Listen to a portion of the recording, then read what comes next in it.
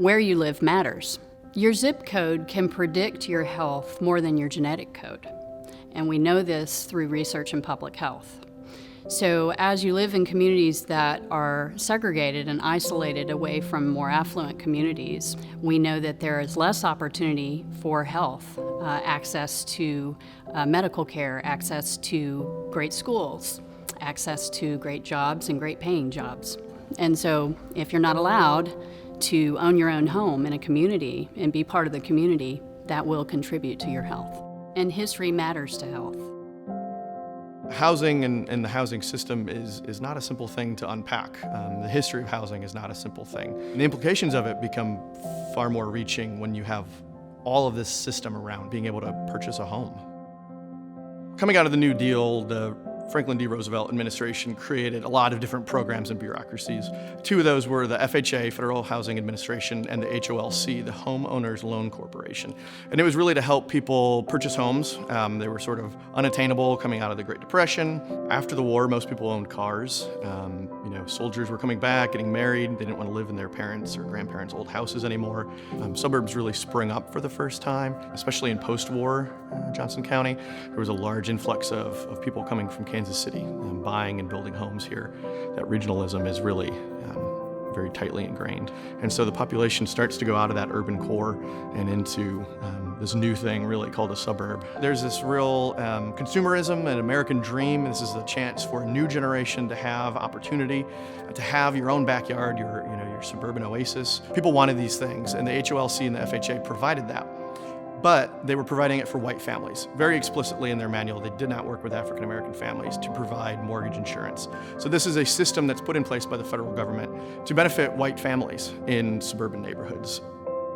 And so in order to codify neighborhoods to know if they were worthy of getting mortgage insurance, essentially, the HOLC went around with appraisers and figured out what that neighborhood looked like, what the ranking was. Green is the best, brand new houses, all white populations, probably with restrictions on it to make sure it stays white.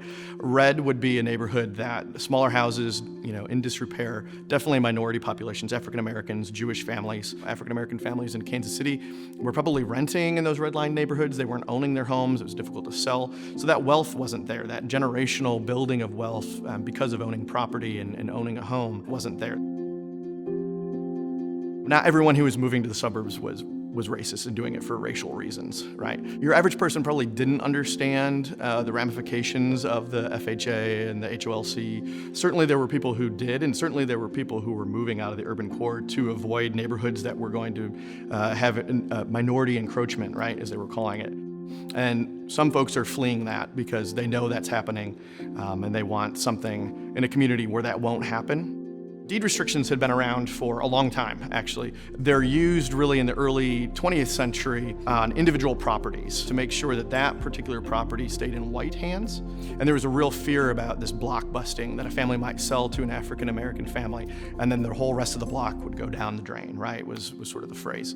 A lot of the talk at the time is talking about home values and how if a minority population moves into a neighborhood, the home values will plummet. Well, there's really little evidence of that, and the FHA didn't ever provide any proof that that was actually happening. And in a lot of ways, today we can look back at the economics, and those integrated neighborhoods, actually, the home values stay higher because you have African American families buying houses. So on the surface of it, it looks like Kansas City and Johnson County is very typical and very average and sort of playing along with every other city. But actually, in a lot of ways, Kansas City is leading this suburban trend, right? Because J.C. Nichols is a huge name in the suburbanization, in building large-scale neighborhoods and marketing them to middle-class and upper-class families. He takes this thing that's already in place, the racial covenant, the deed restriction, and he says, for a real estate developer that's developing a large neighborhood, that's not good enough. We need to do it on the neighborhood level. And so he creates neighborhood associations, homes associations, for his neighborhoods that he's developing. And he says, if you buy here, you have to sign on to all these bylaws that his company's created. And one of those is almost always no African American families can own, lease, live, rent this property. And that's why we see a Johnson County that we do today that's still over 80% white. Certainly there's more minority populations moving into Johnson County. There's certainly a larger percentage of African American families. But these decades of restriction and undesirable place to live if you're not white that hangs over Johnson County and leaves a legacy in many different ways. You know, there's a lot of fighting against these policies up until the 1960s, and eventually that translates in 1968 to the Fair Housing Act, the Civil Rights Act. It calls those deed restrictions unconstitutional. There's probably not as much change as people would like to see, even though those deed restrictions are no longer enforced and it's unconstitutional. It takes time for that to change because minority families weren't able for decades to move into those neighborhoods.